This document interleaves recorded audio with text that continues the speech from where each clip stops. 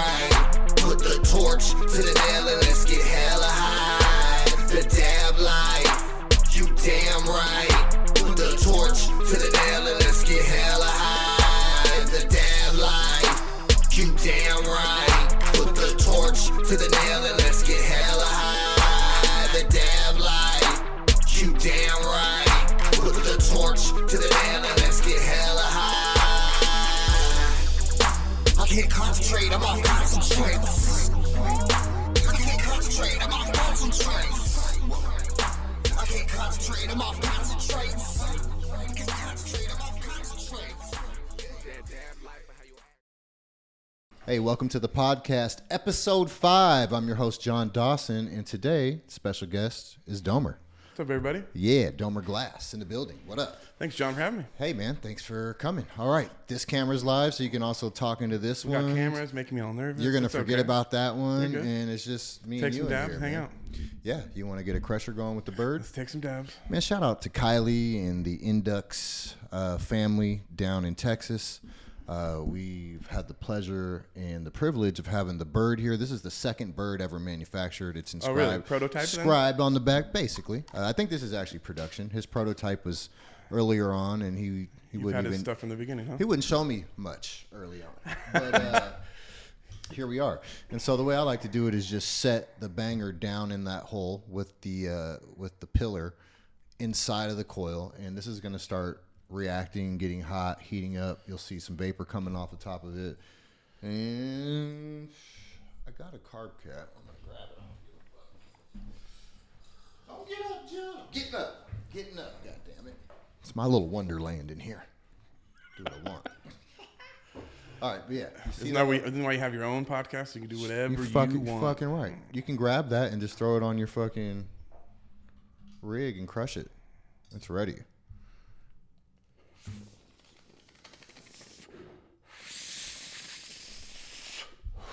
Domer on the bird. Bird took flight on his ass. Bird. This bird takes little birds. Yeah, man. Little birdie dabs. So, fuck. Me and Eric been friends for years now. I've been a client of his and turned into a beautiful friendship as well. I saw you. Yeah, how long has it been? It's been 7 years. Say before, I've seen me and Lauren 5 years. Me and my lady been together 6 years in December, and it was before that. I've been in Spokane 9 years, going on 10 years. Probably somewhere Something through like that. Max or... Definitely through I Max. think that's... Shout out to Terptopia. Shout out to Terptopia. Max. Original supporter of mine as well. Brother Terptopia, man, known him for a long time. I think he introduced me, grab that, to the heady glass scene here in Spokane, Washington. He did that for a lot of people. Yeah, we worked together for a while. He introduced me to you, to Brando, to Badger, to anyone who was local. John Ambrose, fucking you know, Royal, Beer Glass. That was all from Max. Max has been a steward of the heady glass scene as a youngster for the whole time I've been here. So shout out to him, man. What you need? Clean this and done. Here. All right, get that to me. Out.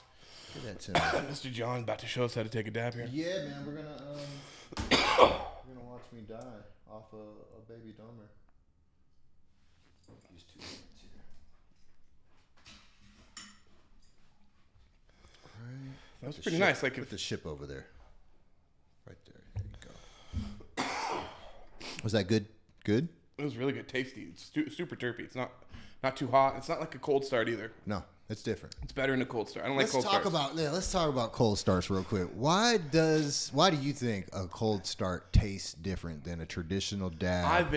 I don't know why. It tastes weird. It tastes funky, and everybody says, I've been told it's some kind of, you're not smoking THC something in it that you're not supposed to smoke, and it doesn't get you high. It's all the same But shit. I think a lot of the stuff's in your fucking head. It's like how you feel. Like it's like when you go to the beach, you get a feeling, right? It's not like, it's like when you get a nice fucking dab out of a rig. That's why I have a little trouble with, like, I like Puffcos for road trips, but I like a rig if I'm going to take a dab. I'm too different. I'm stuck at the flavor. There's a flavor associated with the cold start dab. When I heat up a fucking traditional slurper and I wait for it to cool down, and I put my oil on there, there is a flavor associated with that whole experience that I love, that I'm fucking, dare I say, addicted to. Right? And then They said it's not good for us. That's what they say. That's the part that they say it's not good. is for it the us. temperature? Is it the terpenes being It's at a something certain? we're burning that we shouldn't be burning. And burning- at that I'm high burning it temperature, down. yeah, hot dabs. Like we started on hot dabs, I think. if I'm right. I'm pro hot dab. I need a hot dab. Like if I have one dab left, I'm taking a hot dab. Some people might not think the same, but like, yeah. That was all terps. Yeah, I mean, it's. I was But you're actually terpy. getting a dab. Oh yeah, That's, I don't know. you're getting a dab. We were talking about that earlier. It's just. The Like, again, bird. it's nothing like, there's nothing like a dab. There's nothing like a fucking 550-degree dab, in my opinion. Mm-hmm. Maybe you guys are fans of lower temp dabs, but I'm trying to I get have high. a temperature. I have the terpometer. I need the visual. I need all the physical. I need all the gadgets effects. to make sure I have a fucking nice dab. I hate wasting a dab. And back to cold starts. It just doesn't do it for me. It just does not do it for me. It's not the same. It's not the same. And not saying it's not great for everybody else, but just for me, it's not. I'm not saying it's not. It's not good. ideal. Let's say that. Right. I think there's something with the process of a cold start dab versus a traditional dab where you've heated up the banger and let it cool down to temp or time. There's a flavor with both, and one flavor is more my speed than the other. And I'll leave it at that. I don't know the exact science of exactly what's going on, but goddamn it, cold David starts aren't for me. Yeah, I got a couple people try to explain it's over my fucking head. Motherfuckers. Oh, you want to give me that? Yeah, try to hide that from you. Cold starts. Nice studio, by the way. Thanks, man. This is interesting. This is just Taking dabs with my friend like we usually do, but now we got cameras. I like it. the people want to know what the fuck we're talking about when the camera's Yeah, in. like talk about things we're doing. What are you doing? What's on the map? What are you doing? What do you got going on? You got events? Tell the people. You going to DFO? I'll be at DFO. I'm not demoing this year. I want to be a part of it. I get all stressed out. Have to bring my tools and have to go there. And not that stressed out, but like work. And I want to go there and enjoy and watch other people work. And I feel you. yeah, enjoy the situation instead of having to. Yeah, so It's the same with me. in it's one of my conventions. favorite events. I don't think I've missed one in the last since it's been going. Love DFO. Yeah. I love DFO. I love the vibe. I love the glass blowing, lamp working culture and It's scene. the best of every world, I think. Yeah. In my eyes, as a glass blower coming especially. So you're a vendor too. So, I mean, what's your favorite vending? Is it DFO one of them? I'll tell you the truth. I don't like to vent. I like to experience the event. Yeah, that's what I'm. Yeah. And so if you're stuck behind a booth, there's these business opportunities that come around, and all your friends are going to come by your booth anyway, right? Crush a dab, talk shit, whatever. But to walk around and connect with people that you're not going to see if you're trapped in that 10 by 10. Sorry, I'm still little. I only do 10 by 10 booths. I haven't done a 20 by 20 yet. Fuck. But yeah, if you're stuck in that little bin, that little pin, right? You're missing the whole event. And your opportunities to network are limited. Yeah, I'd say that. I didn't do anything last year. Well, if you're okay, so any convention, man, unless you have a major draw and you've really killed the marketing and social media marketing to draw people to your little booth, even though there's 2,000 motherfucking booths at a big event at the convention center in Vegas for Get whatever. a good corner spot. Yeah, anything. You gotta have an influencer. You gotta spend. There's a spend associated with traffic, in my opinion. You're either super hot with hella traction, and you're that because You can't just stand there and expect people to come to you. I think that's maybe what a lot of vendors that I see. You need better to, get a you need to try to get megaphone. that corner spot. You need to Yeah. have that all the shirts and the flyers. convention and, strategy. Yeah, like Champs is like full of like cute girls in front of your booth. Champs is a sometimes sex sells, great sometimes example. it doesn't. Sometimes it's the fucking having the nice rig at your spot. Is it the loud music? Is it the Are you closer to the music Is it that's the better? midzy e-cig smoke or cigar smoke? What's the draw, bud? Yeah, what's getting into your booth? I don't know. I think it's just dope product. I think I think in the long run, the cream rises to the top. Straight Like, up. It's just the best is always gonna be better. Like my first couple events in Vegas, I didn't sell anything the first year. Barely sold anything. Next year, sold a lot more. Sure. Third year, I sold almost everything every time. Fourth time, sold everything every time. I think it's the consistency of being there, being comfortable with you. seeing you like, okay, he showed up again. He showed up hard again this year. Showed And, hard again and the this year. I want to be a networking. part of that. Every time I've ever sold out at an event, all the homies came by, all my favorite clients came by, new clients came by, but you know, there was a reason why they were coming by. It wasn't just to come see my beautiful face. It was because the product, yes. right? And so you can be Was consistent. it the price or the product? Like something. Maybe it's both. Yeah. You know, but I think if you make a mediocre product, I don't know if everyone's rushing your fucking booth just because you showed up to the event 10 years in a row. I think that's where I'm saying long run, because the first year, like when you buy something from somebody the first year, and it sucks, you're not going to go back. No, I don't know if the company's coming back. I don't know if you're But going to see you'll them try like again. a new company. You'll try like a little something. Try a little sure. piece. Maybe get a sample. What's your favorite type of convention to go to?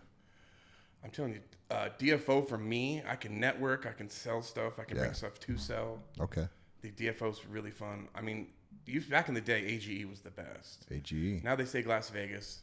But every year the conventions kind of get a little bigger, a little more, I don't know, it's just Any convention that is pro-cannabis lets us consume as we shop and meander around a fucking 2,000 vendor fucking circus of an event like a Champs or a Las Vegas, where there's not 2,000 vendors, but there's so much to see and so much to look at. And some of these events are frown upon dabbing and smoking and consuming, but the whole event is based around dabbing and consuming. DFO is the best. Right. Because Is there another event like DFO? Not where it's, I don't think, glass community. Like you travel some more than I do. I've been to DFO last year. I usually attend DFO every year as just a consumer and an attendee. Yeah, what did you like? So you're saying you like being a consumer more than a vendor? I like to smoke and kick it. You know, when I spend the whole year working, it's nice to have a little break and see the vendor and like have that point of view with them. I think as a brand owner, you know, when you're I at think the it's convention, really you have to work the convention. There ain't no kicking it. You want to be seen to stay alive. You got to be seen in the scene. Yeah, you got to go I've shake been pretty hands, bad about the last few years. kiss So I'm trying to step my babies, game up. Yeah, sign a titty. go say hi to the people that are supporting you. Like, If your wife said it was okay, would you sign a titty? I think it's good. DFO's great for trying to get collabs. Like if you haven't met somebody, Is DFO good for signing titties? Signing titty. I don't know if that's ever never happened. signed I a wonder titty. if that's probably happened to DFO. And titty is, you know, What glass? that could be a male titty or a female titty because Wooks have titties too. I mean, there's room for everybody. Shout out to the Wooks with titties, man. You fucking diet plan. You know what I'm saying? What are you saying? I got some. No. What? Did you want me to sign your titty? No, I don't want you. I'll sign yours. This is getting weird fast. It's my first titty signing. The ship. You want to crush the ship? I need a reheat on the fucking. I think John needs to take another down. I do. I'm really stoned at this point. Yeah, no, we're looking good, and the cameras are still on. Holy shit, we got fucking 13 minutes of side angle footage. This is rare. Is it hot? It's probably hot. Is it hot? It's kind of hot. Not hot. Well, you know, we don't have the video out wide, so we had a bunch going on. We had these Hero 11 black units in the special housing, which limited how much airflow got to the internal components. Which how many times do you have to switch it before you got it? This is our 5th episode. 5th episode, and it's going longer than it has. All right. I mean, it's it's still on, so that's a bonus. We've got 5 minutes, 8 minutes. What you got? So hold on. So hash just taking over? Hash as Like, I mean, it's been as for a the while. number I mean, one as the number one consumable in the consumer, like- space. Yeah, I think it's taken over. Versus what? Diamonds and Like, I sauce and remember distillate. people are like, distillate was crazy big back in 2014 to that? 2018 was 6-7 years ago. yeah, it was the years of distillate. Shout out to distillate. That was the fucking moneymaker, right? If you were moving around and getting money in the space, you fucked with distillate. Liters, pens, all the things, you know?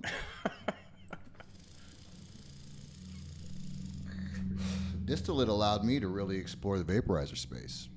Heavy. Probably get you in for sure, and then what components you didn't. How did you you didn't like the components? You smoked on one, you didn't like it. That's how I started.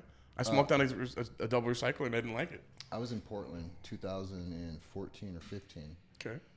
And I was dealing with a guy who was running some smoke shops down there, and he was buying our pocket rig gear.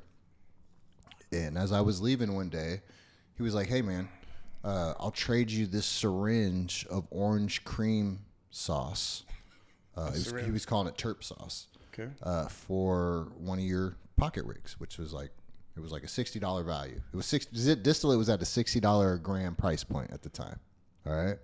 It was like hash these days. Yeah, and this syringe had a little sticker on it, had a little kung fu looking dude. It just seemed like it was meant to be. It was for me.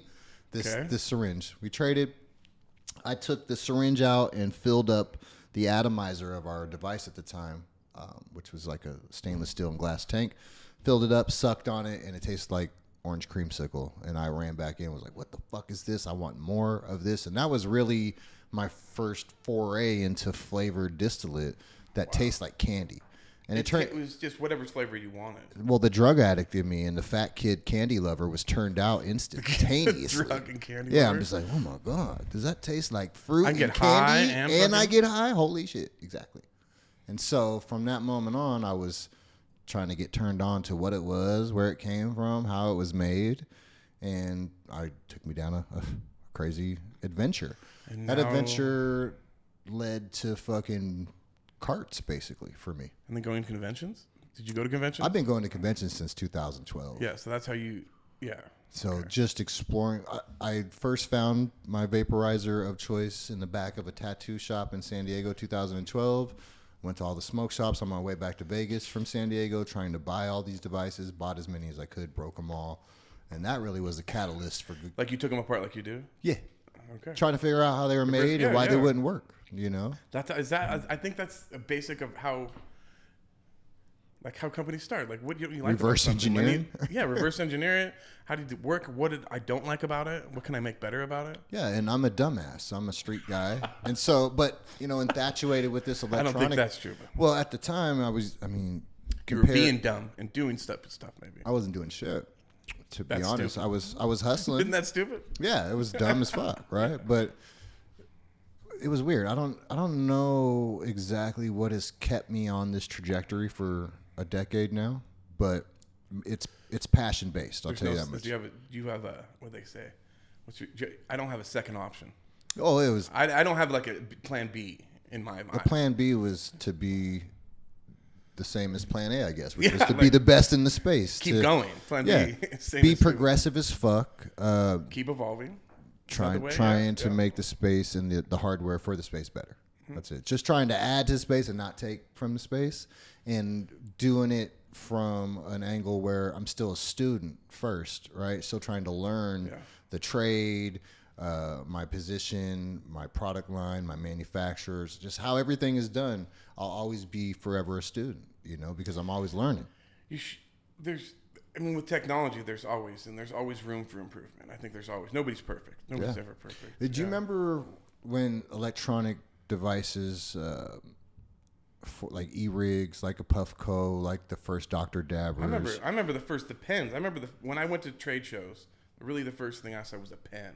Yeah. I think it was Atmos, Cloud Pen. The Cloud Pens. Cloud 9 or something. What is it? It's 2012, 2013. Yeah, that's when I was just starting. I made DI bubblers back in the day, and I would go there and sell them. $75 a piece, or... Were you always a fan of those devices, or as a glassblower, did you take a stance against them? I knew immediately that's the future. It's the future. People don't like the torch. That's the big... It's a little tweaky. That's why it kind of comes back to where we started on the Indulux. Yeah. Like, nobody wants a fucking torch. Nobody wants a torch. It's a little tweaky. It's like, especially if you're just starting. Yeah. Especially if you're like, you got your fucking nice furniture and everything else. You want to light a especially torch. Some people do. Especially if you grew up in the 80s smoking crack. The torch isn't attractive to you, And then you finished in the 90s smoking meth. It's just not attractive to you. It's awkward. I think it's to a little say the weird. Least, it's awkward. It runs some very similar parallels to smoking methamphetamines and open freebasing crack cocaine. The torch is a pivotal tool in those experiences. I don't know too much about that. I fucking know all about it. I don't know about the crack side, but I watched a lot of movies, and I have some fucking relatives that don't have all their teeth, that smoke those motherfuckers somehow, probably put the teeth in the pipe at some point, because addiction is a bitch. But they've been down through that path, friends, family, and so you couple those experiences and stories to my own personal relationship with methamphetamines, living in Las Vegas, growing up as a fucking Las Vegas is probably a little speedy. different growing up in little Spokane. I mean, all the girls we went to high school with grew up to be strippers, hookers, the sum of both, or speed freaks. I ran the streets with a lot of the girls, right? You know, and Ouch. Vegas was different. We were in the club at 17. No, I 18 mean years it's old. there. It's the 24/7, isn't it? Yeah, we were up all night, That sounds like you. and then grew up tagging and painting on shit. Yeah. Kind of, there was some drugs associated with that experience. Yeah, the first Spokane is so small. I didn't even see a big city until I was You grew up in Spokane? 14 or Damn. 15. You're a Spokaneanite. Really, I traveled when I was a kid, but I didn't know until I think I left town. I First concert that's gorge was 14. Dude, I think came to 15. Spokane and was like, I'm in Mayberry. What little Oh yeah, that's armpit what I'm of saying. Like hell you go to am the I big in? city, you go to Vegas. I think I love traveling. I traveled all through my Love Vegas. Shout all out through to my Vegas. 20s, all through my 30s. All I did is travel the West Coast. Yeah. A couple times the East Coast, but mostly on the West Were Coast. you hitchhiking? Me and Brandon hitchhiked from Spokane all the way down to Mexico and back on 101. You hitchhiked all the way down to Mexico? Yeah. How old were you? I was 20 years old. 19, I think, and I turned 20 on the road. Did you have any money? No. I was trapping in Spokane and got set up and jacked. Hold on. Yeah. When you left originally on Uh-huh. this fucking road trip, you left with no cash. Did you have shit to We trade? left. No, we left. I left with the $120 in my pocket. 20 years old, $120. And with the intent to hitchhike all the way to Mexico from Spokane. Yeah, I called Brandon up and he was in Portland. And he was like, Brandon, you want to go hitchhiking? He's like, yeah, because he hitchhiked when he was younger. Because I just needed to get out of Spokane. I was fucking over it. I was like, fuck it, I'm out. Yeah. I'm leaving. Yeah. I had no fucking car. I was like, fuck it, we'll hitchhike. Damn. So I don't know how. I think I got to convince somebody to get me a ride, but we ended up at Brandon's mom's house in Warrenton, Oregon. Me and Brandon met there, and then we hitchhiked all the way down 101. Were you that charming at 20 years old where you just had that much confidence where you're like, you know what, $120, this face, You didn't. I'm on my way. I'm good to go. You like, no worries. You were just golden. You felt that attractive. I think me and Brandon, maybe that's why we get along. We can make it happen. I don't What know how did to. Brando look like at 20 years old? We look young and fucking sexy as fuck. Did you guys have long hair? Like fucking. I was growing out my hair. Brandon always had a shaved head. Really. We need a picture of you guys in your youth to pop up on We the should screen have right brought now. a picture. We have a picture around that time. Yeah. We're gonna get one up on the screen. There's a good one. Me, JD, and Brandon. One time we took my car, an '84 GL Subaru wagon, with 3 bikes on the back, a topper for the top of the, like a Thule box, but an old school one for the top. Me, JD, and Brando, and my dog. It's a cardboard box. We went down to Les Claypool 420 in Arcata, California. Damn. Right, I think it was in Eureka actually, but right outside Arcata. We drove down there that night, or that morning, I think, and we got down there right before the show, ate some acid, and forgot about the show. Never went to the show. Stayed the night on the beach, and then drove back home the next day. That's a beautiful story, but they still could stuck. be longer. I'm though. still stuck with you and Brando in Oregon. So you made it down to Oregon on the hitchhiking trip. You get to Oregon, you regroup. Did you get any more money in Oregon? No, I don't think Brandon had any money. Was money even like a fucking I don't concern think. I think we of were this stoked trip? on. I think I maybe had. We had less than 120. I think maybe $80. You guys have any work to trade? Did you have any? No, we had a friend in Cold Del hustle? Mar, California. Yeah. Which is like right on the fucking border. If you've ever been down there. I'm from Auburn, California. So Okay, I'm from so it's right there. I'm from Northern California. Okay. Yeah. So you know what we're talking about. Right past the Army base. Yeah, Yeah. that's another story too. And there's a lot of stories from the hitchhiking story. I mean, that's like Did there's you ever get stories held and captive? stories, and that's why my mind's going crazy. When you start that hitchhiking, my mind goes crazy. Like, Well, hitchhiking's fucking pretty crazy. but anyway, we thing had to do. my friend down in Casey lived in Del Mar, California. We can hitchhike and see him. I'm That just was saying, like our plan. 2 grown ass men, But this 2 is like- white dudes in their 20s hitchhiking. But this is like when you ask like how much money how did you not think about that? No. This is how delusional we were. When we didn't even have a map. Were you on drugs? Oh, we were smoking weed. No, No I don't think acid? we No haven't had any LSD, acid or like mushrooms? anything. No, I would think No weed, and it was ether, running you out. I weren't guarantee huffing it. nothing. No. But by the I'm time, trying we to didn't have no explore. map. We were just hitchhiking, and we're just going to go down 101 instead of I-5. So we're taking like the long route. We're going to see all the scenes and whatever. And we just went and Romantic we trip. eat like dollar chicken sandwiches from Carl's Jr. back in the day, and like dollar jumbo jacks, and jumbo jacks used to be 99 cents back in the day. I remember. So we get to fucking California, go over the Oregon border, hit California, go get out of the car. We find a fucking payphone, like in Crescent City, California, I think. We call my friend Casey in Del Mar, and we're like, Casey, come pick us up, bro. We're in Cali. He's like, what the fuck are you talking about? He's like, where are you? Because we had just talked to him the day before. He's like, no way you made it that quick. And he's like, where are you? And we're like, Chris. He's like, dude, do you know how fucking far you are? And when we fucking bought a map, we realized we're like fucking a week away from fucking Casey and Del Mar, California. So that's why, and we just still didn't care. I don't think it even like. That gave you the ambition you needed. You're like, oh, we're not there yet. We're gonna get there. It was just I don't think we're delusional, to say the least. I don't know, in the greatest way possible. I like delusion. Blind confidence. Yeah, man. I'm fucking move around with some of that sometimes. You know, That you have to do you have to be able to sell shit to people. You either have to be drunk off the quality and the dopeness of whatever you're selling, or you're just fucking delusional and you just think everybody likes you. And that's what I do.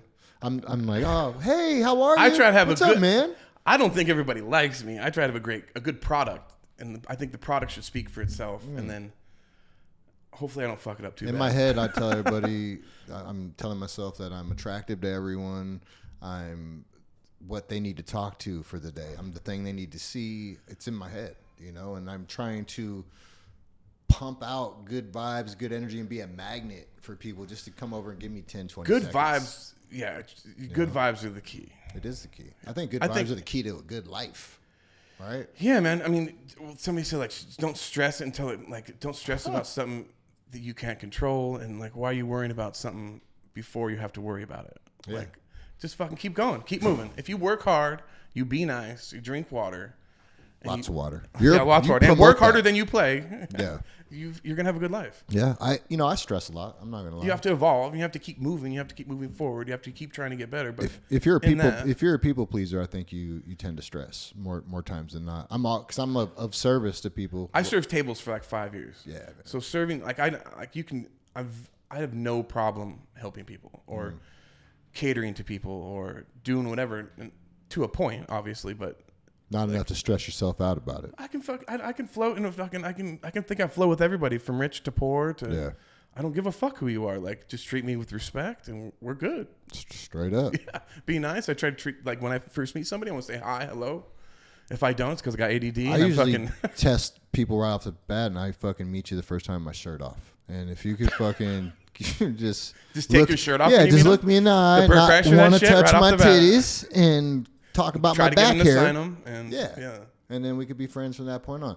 Like, you go down to Puerto Rico and go to the beach, everyone's beautiful. Everyone's just women, the guys. Go to LA, everyone. same thing, right? Yeah, you take your shirt off there, the bugs won't even bite you if you're ugly. I swear to God, you're golden. You can fucking float for the whole day. No one's going to bother you. I'll have to go down and test that area out. If you ever want to be alone, go down to an island where everyone's beautiful, take your shirt off if you're fat and hairy, and you'll be on an island. God damn it. The bugs won't fuck with you. They might think you're an island. Yeah, straight. Well, actually lying. A nice white sand beach, but you're just a... Shout out to Puerto Rico. Shout out to the homies from Puerto Rico, but fuck those sand fleas. Those guys are nice. I really got... They're big supporters. A couple guys down there. Yeah. Oh, yeah. Some of the homies buy your shit. You got Constantine grabs your shit and sells it in a shop. That's the homie. There's another shop too. Malasa. That's what it is. To Josh and Melissa, they buy your shit and sell it. Yeah, man. They love your gear. I've been traveling with your gear down there for many moons. I think, man. John's done some good marketing for me. Yeah. Well, I mean, the gear speaks for itself. It ain't me marketing. The rigs do the marketing, right? They function well. That's what I was saying. Yeah, I want the rigs to speak for themselves. And then, cool. Hopefully I don't fuck it up too bad. I'm horrible at marketing. I'm trying to get better. I really should hire an assistant to help me. What's a future collab that you're really trying to make happen, or something that you want to happen? Let's do some manifesting. I mean, there's a lot in the works. I'm sure. I've known some of the biggest names in the game for a very long time. Some before they were big, some after they were big. But I've just been around for a while, and I finally just it's weird to say this. I finally to the point where I think I'm good enough to work with them. Who's somebody that's on your hit list? I mean, who's on the list? I just don't want to say any names. Come on, man. I mean, me and Darby always collab, so that's one of my favorite ones. I'll say that. I've seen the work you've done with Mike Darby. Luna. I've hit it. It's dope. Mike who? Mike Luna. Mike Luna's dope as fuck. Dope as fuck. The Dragon Master. And his son Caleb. Oh, his son Sherlock Holmes glass. No way. Yeah, we got to get one in with him.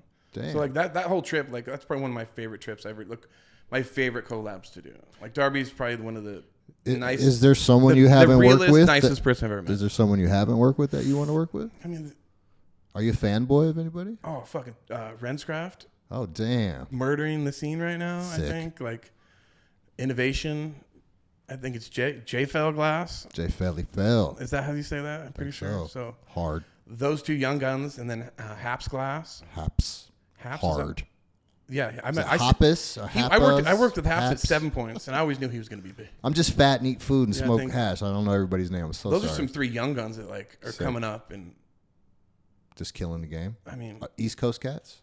West Coast I cats? think Minnesota, and then Haps is from Seattle. It's crazy. Like, I travel to glass events and I meet some guys, and a lot of the guys are like from Tennessee and Texas, and I'm thinking, how the fuck do you guys have like a fucking? To me, it's A like scene? just how do you have so much hash in places where you don't have no access to the shit? You know what I mean? And being a glass blower, I guess you just always have access to some hash. When you need fuel if to- you make a nice piece, Yeah. hash makers do not want to smoke out of a shitty piece. So it just magically fucking It just manifests. works together. I love that. It's like It's the same for our pens. You know, they yeah, belong- like belongs together. Yeah, it's just that's how it works. Like, Yeah, man. We have the device they need. They have the hash, device we the need. hash will find Yeah. the device. yes. Got it. It's Yeah. such a magnetism based thing. It's dope. And I know some really good hash makers, and it's Same. privileged and fucking awesome to know that. Straight up. Yeah. Yeah, man. Well, shout out to the guys in fucking states that you know have extreme limited access to quality anything, even today, and still they get fired. I They think still it's- create dope glass. They still are dope artists. Like Minnesota, I wouldn't think Minnesota would be popping, but Minnesota's popping. I think drugs or just good shit to smoke is everywhere if you really got the money and you know the right people and have access, right? You know, It's all who you know, they say. straight up. It's all who you know. Yeah, and then you could always talk some shit into existence for yourself. I know I go somewhere sometimes and I'm like, where is it at? And it appears. It has. Shout out to the gods that make that happen. Shit. You know, I've been in fucking nowhere, Georgia, and had hash appear. Well, shout out on Instagram. I need some help. Yeah, shout out to Instagram. Shout out to the Instagram Fucking homies. Instagram hooking them. That ain't the gods. It's Instagram. I think Snapchat for those young guys. I'm not. I don't even fuck around with Snapchat. I got like I 20 people on my Snapchat. don't get it. All the social media. Man, I barely post on Instagram. I'm trying to keep up with that. I'm trying to learn how to use it better than just being a disgruntled. Do we need to opinionated hire asshole. somebody younger to do this? To help us out here? I think you can hire firms to Is run that your what you social do? Is that media. what, like, I don't know. I think they're more proactive. They got their thumbs work better. You can. I saw that you can schedule. So how old I am. You can schedule posts on Instagram. Yeah, rest in learned that peace the other day. to my partner Thomas. When he passed away, some crazy shit would happen, where his Facebook would keep posting for like a year. It did this, and Instagram, and it just kept posting, and we were like, "What the? How the fuck is this dude?" The same thing or different pictures? No, he had scheduled all this shit.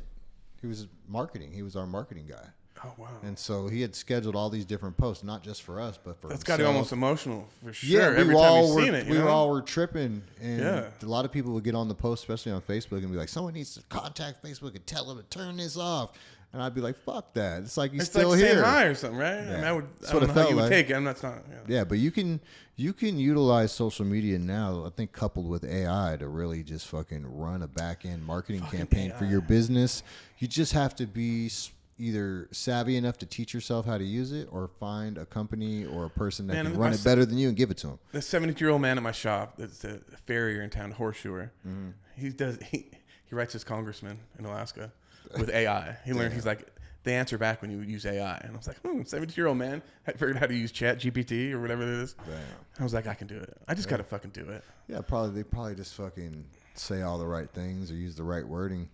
ChatGPT, you tell ChatGPT, look, I'm having trouble getting through to my congressman. Please write me a letter that'll be effective. And the youngest kid in our shop, Tim, I don't know, he's got to be in his 20s. Yeah. He write his bio on his Instagram from AI, I think, or he got an idea from it from AI. Like he wrote it in, and AI just wrote it out for him. Yeah. And that they just automatically think that that's just what you do. No, you can use it's like you can use it as a refinement tool for some of your own ideas, right? That's what I do. Yeah. I'm like, hey man, because you have to give it the input to get the output that you desire. Exactly. But so it's a good filter, right? Yeah. It's like using spell check for kids now. Yeah, but spell check on fucking strongest steroids that's my old. That's this old man shit. I'm 42. So how old are you, John? 42. Wow. See. Yeah, man. 1980, August 10th. Yeah. Self-made people. Love this. Fucking come that's probably what we get along. From scratch, baby. Yeah. I came literally to Spokane with $1 in my pocket. I came with some recording equipment. I had some studio equipment, one suitcase of like 3 pairs of pants. Lexi is the daughter of the guy who brought me to Spokane.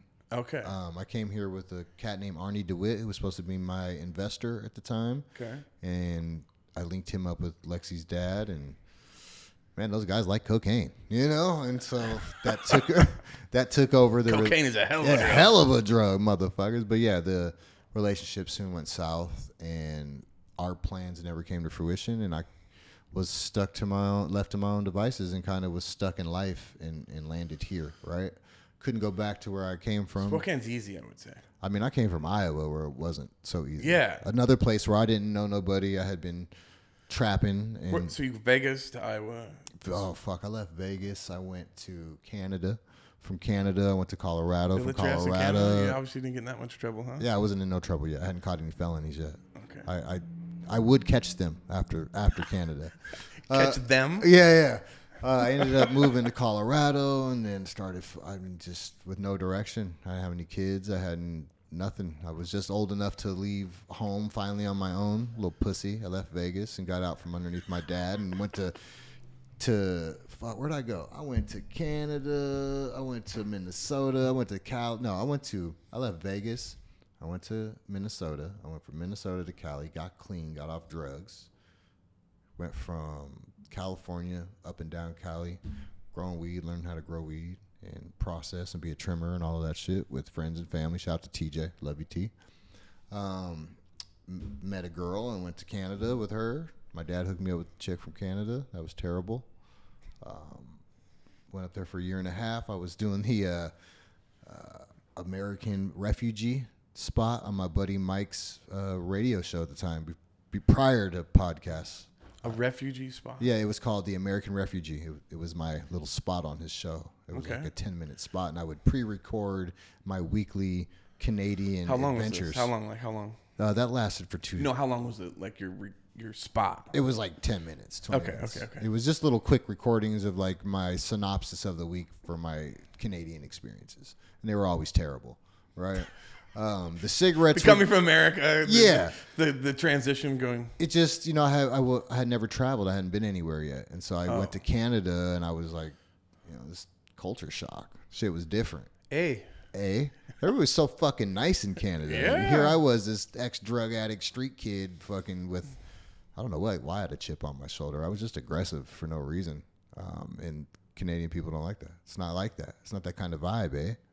It's just fucking relax, man. It's more. It seemed like islandy vibes up there. There's a lot of Jamaican kind of slang and just speaking of refugees, just a lot of different culture up there. And lived in Hamilton, Guelph, and then we got into the outskirts of Toronto, and it was cool. That relationship fucking didn't last long, and I was looking for a way out. I ended up leaving, moving to Colorado to Iowa, had a kid. Sold a lot of weed. Iowa's a spot, huh? Iowa was cracking. Weed, shit. Iowa found their plug, huh? Weed was like, we were still getting 37, 35 a piece all the way up the board. It was awesome. Good Lord. Yeah, it was awesome. That's You get caught with any weed out there, you're fucked. So it was, you're always gambling, just like anywhere. But Iowa seemed like it was more risky. It was crazy. I mean, Felt more farm rewarding. field. When I think Iowa, I think farm fields. Yeah. Is that what Iowa is? What's in Iowa? Iowa's a bunch of fucking fat people. Bunch of farmers. I mean, Shout out to Iowa. Bunch of fat motherfuckers and just bored, nothing to do type personalities. There's a lot of people from Chicago hiding and fucking. Yeah, Brandon said to me, like, why do people live these places? He's like, they don't know any better. Dude, there ain't shit to do. They don't know and they don't ever leave. Is that why people come to Spokane? They never fucking leave. They come to Spokane. It's easy. Spokane is green Small. and fucking nice, and it's just different. I came from. Other than a couple years ago, rent was fucking cheap over here. I came from Des Moines to Spokane, and I didn't know anybody but one person, Lexi's dad, and I barely knew him. And then when the whole shit was trying to take Kung Fu Vapes public and all that went south, and I kind of was just stuck to my own devices, it was Lexi and I and her kids, and we just started this shit really from scratch. I had Kung Fu Vapes already, but I wasn't doing much with it, and there was 26 medical dispensaries at the time, and I was like, look, why not just go practice all of this shit here real time? I'll walk into these stores, fuck cold calling, I'm just going to show up. Yeah. What I learned quickly was that you ain't getting nowhere to the medical scene if you don't have a medical card. There's no access. So that was the first part of the strategy and the hustle. Was like, how the fuck do I get a med card? Eventually, I met a dude who was my age who finally let me into a store without a med card, gave me his open ear. Shout out to Alejandro, who's a bud tender at Lucky Leaf to this day. And he was the first person to ever buy any Kung Fu Vapes, anything, anywhere. He fucking said, yeah, I'll buy a 10-pack. Cashed me out $600. I was selling them 10 units for $60 wholesale. You were fucking on cloud nine. Dude, Lexi was working at the mall at Kohl's. She was a third key or some shit. We had nothing. Her friend had given us a little 2-door Alero, and I was just trying to make my ideas come to fruition. I remember doing that one day, right, coming home with $600. I remember her going, where the fuck did you get this money? And I was like, I sold some kits. And she's like, what? And she took off the next day and she rode around with me. Shout out to Max again. He had the smokehouse. He had a shop out on Trent. in the valley. Yep. Yeah, I remember that. And I went to him. Shout out Max. He bought a couple pieces back in the day for me. He bought a 10-pack of those. I think he still might fucking have them to this day. Straight up, because he closed his store shortly after. And Lexi was in the car, and she said, man, fuck that. I ain't going back to the mall. She was like, I want to do this with you. She was like, you just made my whole month's paycheck basically in 2 days, bro. She's like, whatever you got going on, like, this is going to work. And we've been doing that for 10 years, no longer showing up. That's got to be nice. Cold Having a little calling. teammate doing that. Well, she runs the whole company now. I got you, but it's a team. Yeah, I'm just the mouth and the got face. You need all the parts. I'm the relationship in China. Teamwork to make the dream work, right? Yeah. Well, she's she's great at fucking getting a bunch of shit done that I don't know how to do. Shout out to Lexi and Mrs. Kung Fu. God, thank God for Lauren, my fucking about fiance, to say, man. If I did like electronics, shit, like loading and logging in and doing all some. I'm not computer savvy, to say the least. I think a great partner for yourself is going to be your exact opposite. For some balance. You know what I mean? And that's what mine is for sure. I think that's She's very That's sweet. a very good description. Cheers to that. Yeah. I'm unbalanced as fuck, and she's very sweet and non-condescending and just easy to talk to, not Mr. Domineering, dickhead, thinking he's funny. Like, she's everything that I wish I could be more easily. I am nice and sweet, and I am all of those things, but it takes a little work sometimes to bring it out of me. I'm sweet in here, you bitch. John, you're doing so good. You were doing so good. I was gonna you almost had a tear in my eye. Like, I didn't know what was going on. So you're saying it's trying to take it down. It does. But that was a great transition. I like that. That was like what? Let me ask you this. The most heartfelt this thing ain't for supposed to 30 be seconds. about me. I want to be dominating this conversation. Hey, whoa. Move that mic. Bring it up to you. A little bit. So bring it up just a smidge. There you go. There we go. Let me ask you this: who was the first person to ever turn you on to a torch? See how good I'm at deflecting? Yeah, I like it. Yeah, okay. We're gonna get into you now. Okay. Who was the first person to turn you on to lamp working and blowing glass? Joe Corcoran back in the day.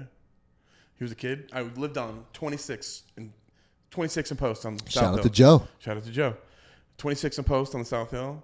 He lived on 21st. And a bunch of our friends in the neighborhood was really weird, but a lot of our friends, my friends that I went to school with in my grade, we all had 2 years older than us. We had older brothers, all went to the same grade.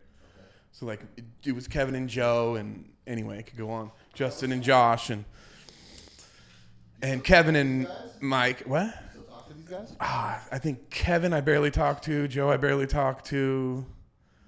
Really, no, I don't. Like back in the day, Brando's probably my longest running friend.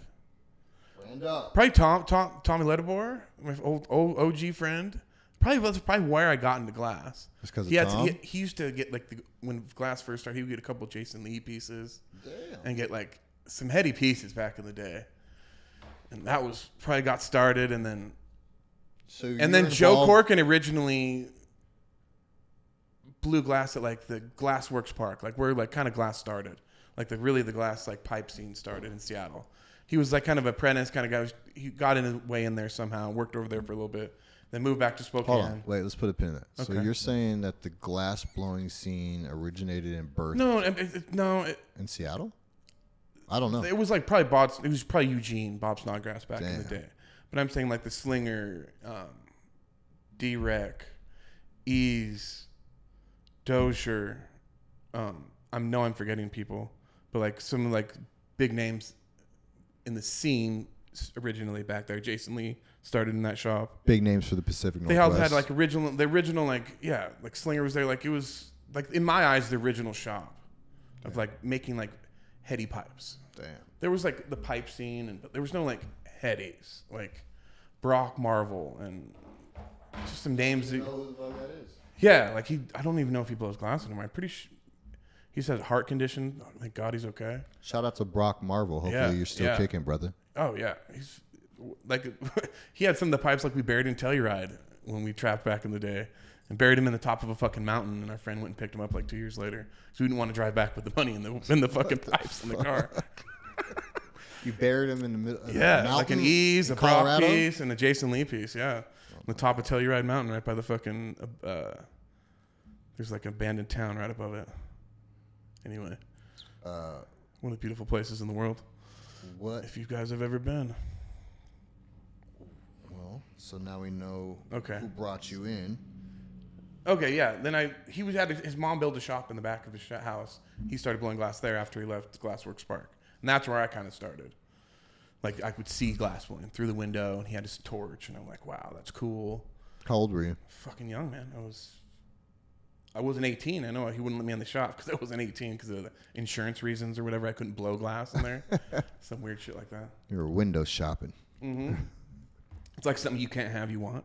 Who was the first person to let you on torch? Joe. Damn. Like I made he tried to do something silly, and he tried to stand there, and I had no idea what I was doing, and probably almost burnt his torch down.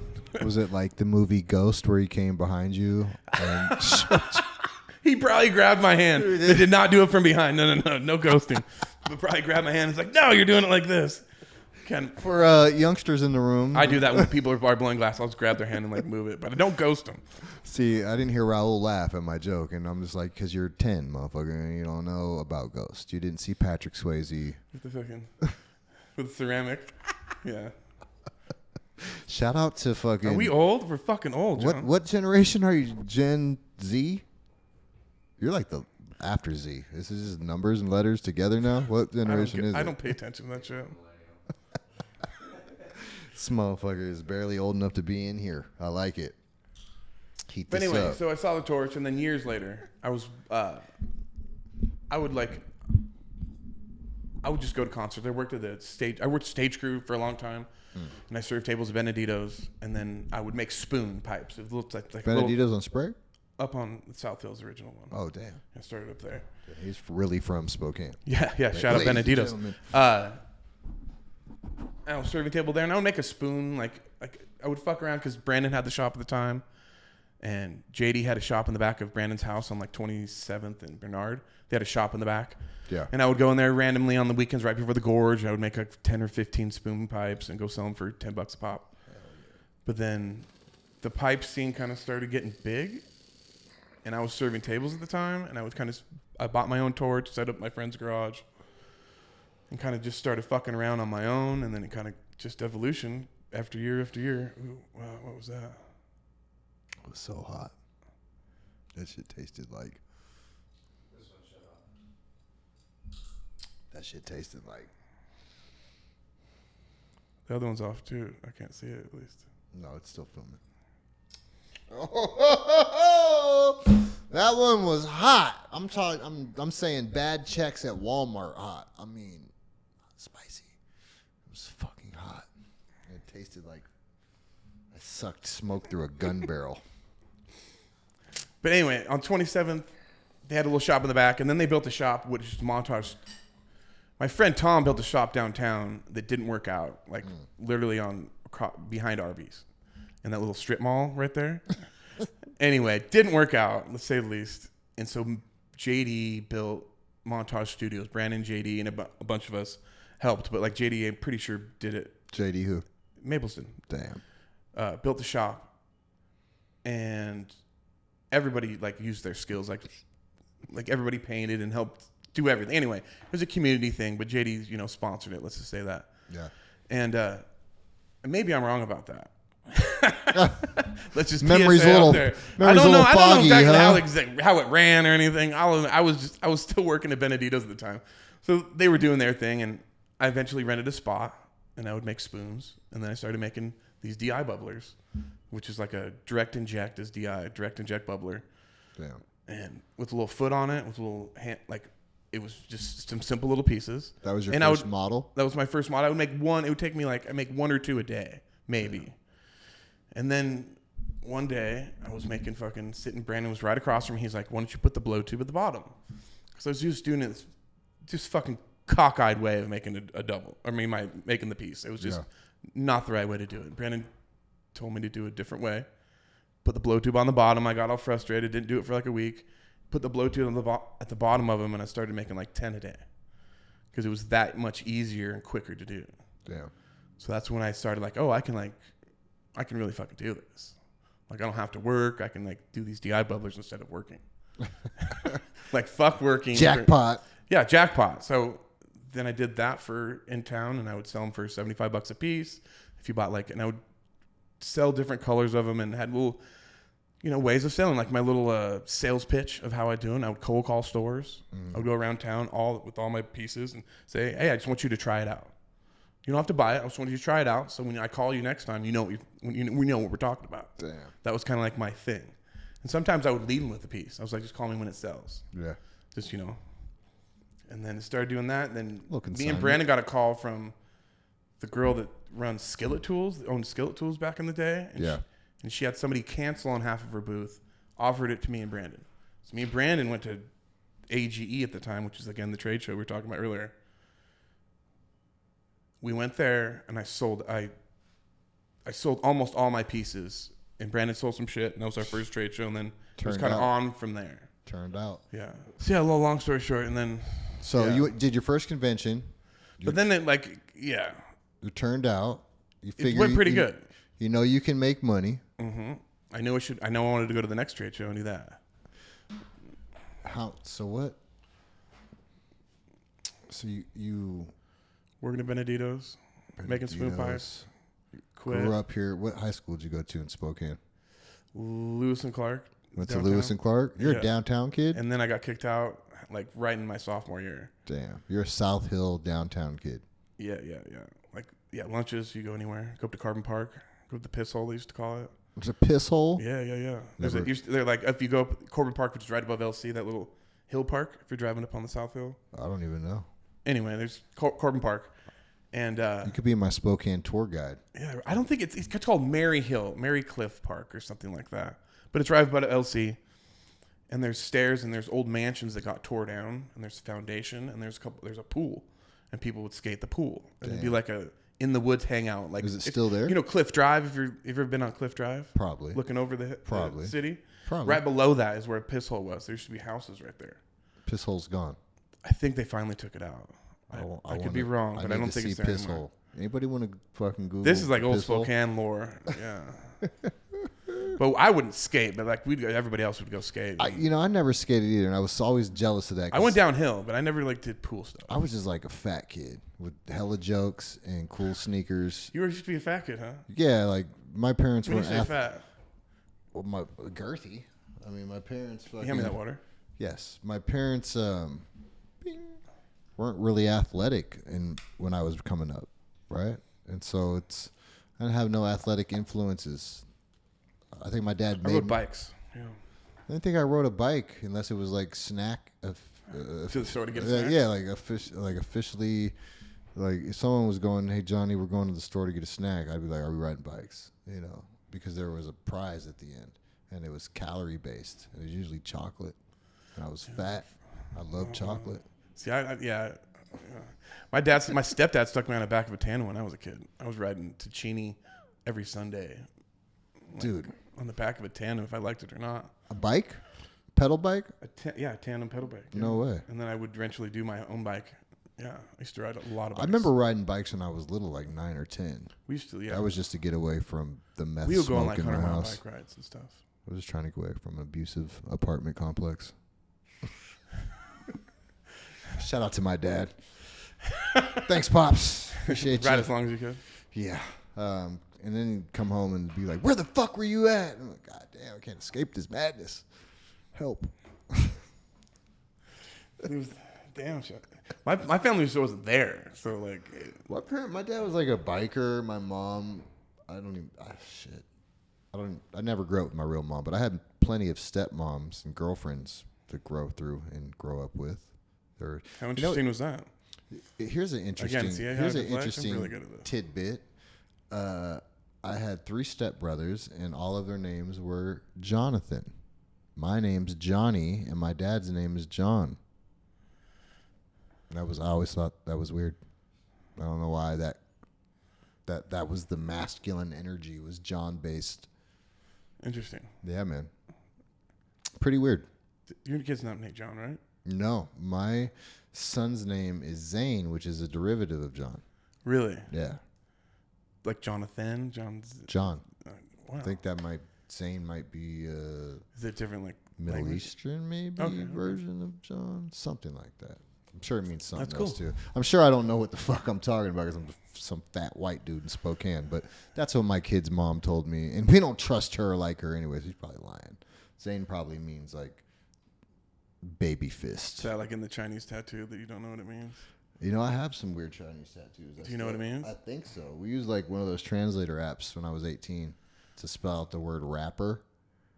So I have like the Japanese letter for letter translation of rapper on my arm. Oh, and is it Japanese? What is it? It's supposed to be Japanese kanji, Okay. but it's not. It's not. Who knows what it says? Probably says fat white dude. Oh. John. That's hilarious. Yeah. I think tattoos are hilarious. Can't wait to cover it up. Shout out to Chris. Young and crazy tattoos. Cover a motherfucker up. Yeah. Young and tasteless tattoos, You're not thinking when you're young, but that's what you're supposed to do. Hitchhike to fucking California. Shout out to every girl with the tramp stamp. What made it? Yeah, on YMH, your mom's house, they had a couple segments of like the worst fucking tramp stamp, and it's pretty bad. Oh yeah, there's some bad ones out there. Yeah, There's some bad ones. Yeah. Property of Rico.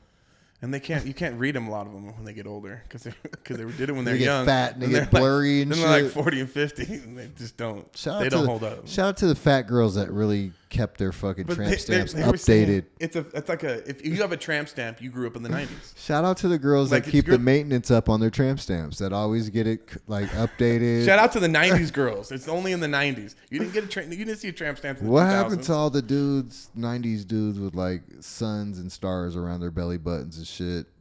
Tell the stories of those, because I haven't forgot about those. I haven't touched on that yet, but I remember living in Vegas and there were some weird skater dude, surfer guy tattoos. They were borderline, but man, they were just weird. I don't know what to call them. I don't want to be politically incorrect. But the barbed wire. those are all eras. Like, you can look at somebody and judge them and see, like, you are from the 90s, you're from 2000s. You can tasteless, from the tattoos. Tasteless tattoos. Oh, it's back on. Oh, it's back on. This one went off, and this one went back on. Oh, okay. Well, we'll take that. Hey. I'll take that. You're See? back. Side angle number 1. I think I need another dab, though. Oh, I'm so sorry. I think I need another dab. I know. Let's get you going with a little papaya. But that, like when you make the DI bubbler, that went really successful. Then I started selling out at the trade shows with my DI bubblers. Shout out to Fugu Farms. This next dab is And then it was the point where how many could I make in a day? And then I would hire people to make them. bubblers. The little DI bubblers, same bubblers, lip wrapped with different colors. So I would have 10 different colors. Do you have one of every rig that you ever made? Like, did you keep a personal collection? No. Damn. No. Does that make you sad? No, it makes me kind of happy. I've sold everything I've ever made. I know, but you don't have one representation of all the original ideas. No. If your girl really loved you, she'd go back and get you your first. You'd wake up one morning with the fucking present wrapped of your original first rig. I have people. I have collectors that have them that I can see that I'm happy. One of those. Like I've like randomly the DI bubblers are very far and few between, but hey, I've collected your pieces from back in the day. Let me get you it. I want you to smell that. I'm like, huh? Papaya. It smells like cheese to me. Yeah, I don't know about papaya. Did you smell papaya? It smells fruity. It smells cheesy as a bitch. More of a talking gym socks, unclean toes. That was not sweet. It was definitely savory. That shit is stinky and funky. Mm-hmm. Yeah. I want it to be sweet papaya, but it's funky Maybe toe jam. Toe jam is what it's GMO called. papaya? This should be called fucking bad hygiene foot. That's what it is. Yeah. But like with everything, make the eyeballer couldn't make enough, so I started making a fucking recycler that Brandon had to explain to me like fucking 20 times. Brando's just like the fucking. Brando's my fucking. Your engineer buddy. Brando's the man. Brando is the man. If you're seeing this, 25 years in the game plus, he can make anything. He can make anything. I'm trying to say. You sound like him right now. He like with Brandon, it's easy. That's what Brandon would say. It's easy. Love his like the confidence. It's great. Shout out Brandon Welk. Shout out to Brandon. Man, yeah. He has fucking taught my kids how to fucking blow glass. He's put my son on the tour. Man, Brando Claus. Oh, dude, I have the community, family man. I have 3. Shout out to Annie too. Annie Welk, his wife. Oh, dude, she's dope. But I have 3 separate Christmas drops from the Brando Claus series. Yeah. I have all the little ornaments. I think all the kids in the family have one. I try to get everyone. I think that I know one of those. They're cool. I support his fucking Brando Clausness. He's a giving dude. We're gonna have him on the show too. Shout out to Brandon. Brandon and JD probably been my best friends back going through years and years. Like, OGs. My best friends. Let's get this going, man. JD's paid for a couple classes for me. I paid out for of pocket when he was classes. Doing well. He's still doing well. That's a real sign of love. So when you fucking sponsor someone, yeah, he sponsored me a class, and would just show me like, hey, class is there. He wouldn't even like really ask me if I wanted to go. He's like, told you, yeah, like told me in like the nicest way, like a JD style. Alchemy salt class. You need to go to this. Be there. I've had multiple people come in like Ramen telling me I should take the fucking lathe class. Be there. That's love, isn't it? It is. You ready? I'm ready. Hit that thing. Grab it, huh? Oh, it's not. You grab hot shit all the time. It's kind of hotter at the bottom. Grab it at the top. You're a hot guy. Oh, the mothership. Okay. Yeah, I'm not going to give you your own rig this time. Sorry. Oh. Finger banger. If you want to reheat, you know what to do. She's on. Do you need to reheat? Reheat it. I didn't want to take a hot one like you do. You want a hot one? I do not want a hot one. I would know. That's how I was. I don't want to make that face. That was a little too hot. It's too hot. This shit was scorching fucking hot. And you like hot dabs, so kind of. And I enjoy a hot dab that still has some flavor. I know that's like an oxymoron, but sometimes they're not always terrible tasting. That one Go ahead. That one tasted like I fucking sucked on the back of an exhaust pipe. That was not my favorite. Reheat. Stop. Yeah. What's going on here now? Turn up up the temp or the time for you. It's all about finding that perfect setting that you love. The bird, huh? That you love. The bird. The bird is dope. I just fucking maybe not always the best bird DJ. It's probably ready. Try it now. I see that smoke. quick. Okay, the light went off. It's smoking now. Hotter. If you slide that mat over there you go. I don't know if that's gonna make a difference. I like the Helping fucking. my time. I put the rig and the banger in the hole all together, so I can just take it out and hit it. Is it up to this mothership? I guess.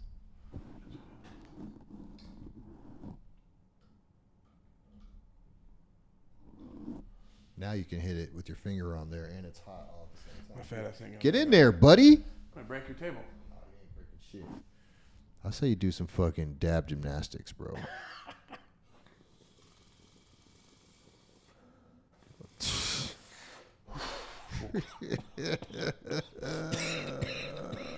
little hot.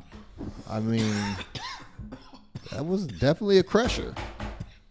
Definitely fucking a crusher. That's what I was looking for. That's exactly. What is your preferred temperature of dab? I like it. I'm telling you, like a little hotter, like 550. You're a 550 boy? So am I. But So I have am the turbometer and the turbometer.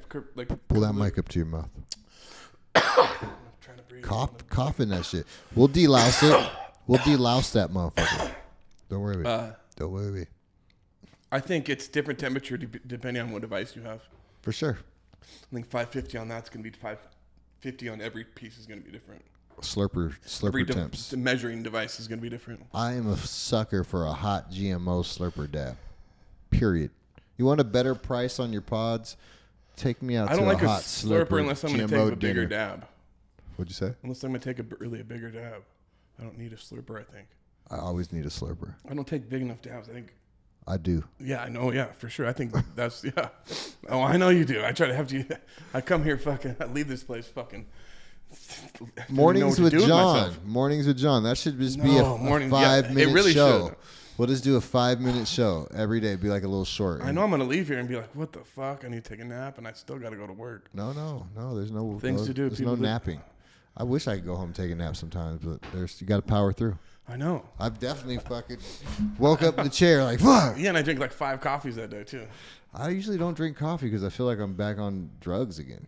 I just get so high off of coffee. It's right now I'm in a good place. I had a little cup of coffee. I haven't had You figured out your level. Your level's good. Yeah, I don't need a bunch of sugar and shit with it. I just like a shot of espresso or a cup of that coffee with a little bit of milk. I'm good. But because I was a fiend for stimulation for so many years, right? You don't like it now. You can just you could talk to me about drinking coffee or doing drugs and I get high. It literally just gets... I'm definitely, I think you use high strung? Are you normally high strung? No. I like to get I like to get up and go. You know, I'm a fucking early riser. I like to go hard as possible, but I also like to take crushers during the day. And I don't know. I just fucking try not to get anxiety, I guess. Yeah, that's what the crushers. If I take too big of a dab, I get anxiety for the next fucking 20 minutes. Yeah. And I'm like fucking question everything in my goddamn life. Especially the older I get, I swear to God. Like I would hear older people talking about this. I'm like, fuck, man. I can't be doing this shit no more. I'm like, should I be a glass blower? Oh my God. Am I posting enough? Oh my God. I just have to redesign my rig now. Too much caffeine got you feeling like that? You could. Yeah, I've done it. Yeah, that happens a lot. So I don't take big dabs. I come down here every once in a while. I come down here and I'm like, nah, I'm good, man. A couple times I start growling and shit. I'm just like, it's just, man, I start sweating. We could do yoga if you come by early enough, man. We'll just fucking skip all the smoking altogether and just hold hands and pray. Talking shit, doing yoga. Yeah, you do the downward dog. Yeah. It comes back to signing titties again, I feel. Yeah, well, that's a big ass B. I see in the shadow. It's huge. Well, so what's the next event? You said DFO. We're gonna have a class at Brando's. When's that coming up? Next month. Next be month? announced. What's to be announced? I think we're gonna do it. I have to look at my calendar. In July. Middle of July. July 2023 here in Spokane. After 4th of July, because what was it? What was we looking at the calendar? It'll be an amazing event no matter what. Yeah, it was just the weekend. I was trying to get the weekend right. Will you 14th, 15th, and 16th, I think. Of July? Yeah. Cool. And you'll be showing people how to blow doubles? A double recycler class. I'll be fully assembling, like, from start to finish, the double. Damn. Teach people how to do it. And this is... It's for a class for, like, experience. I don't want you to make my piece. But I want you to learn and how to make your own piece out of making my piece. I don't know how to say that. I can say that correctly.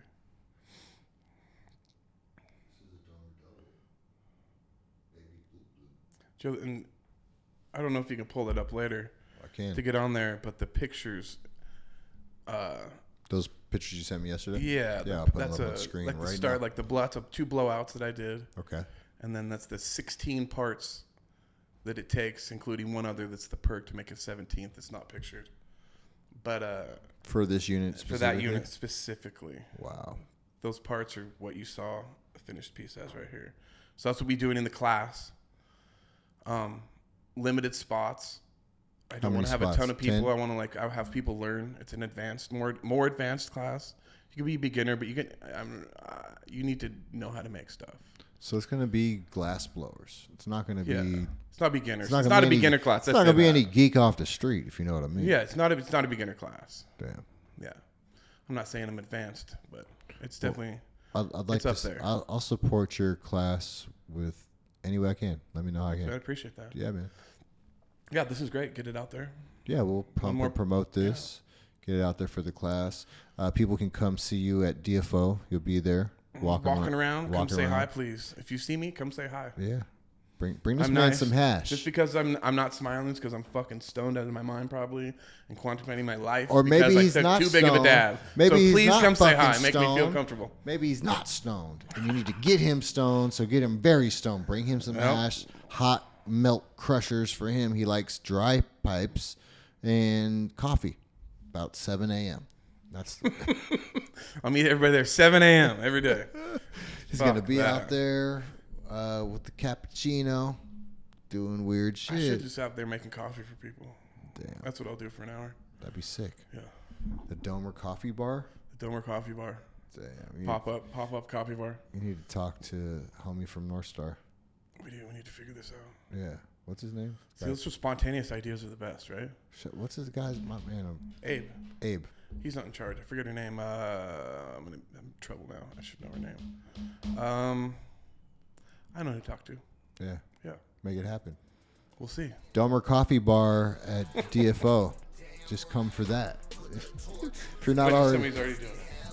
No, that'd be sick. Well, anything else you want to tell the people? No, man. I think it's pretty It's good. a pleasure, man. First Thanks. podcast. I think it's pretty good. This is your first time being on the podcast? Thanks for doing it with me. Appreciate you. Well, right back at you, man. Thank you for having me. Of course. We'll promote the fuck out of this. And we'll see you on episode 6. I'm John Dawson, the host of the podcast. And today we had Domer. And what's your handle on Instagram? Domer Glass on Instagram. Domer Glass on Instagram. Easy peasy. Boom. Thanks, everybody.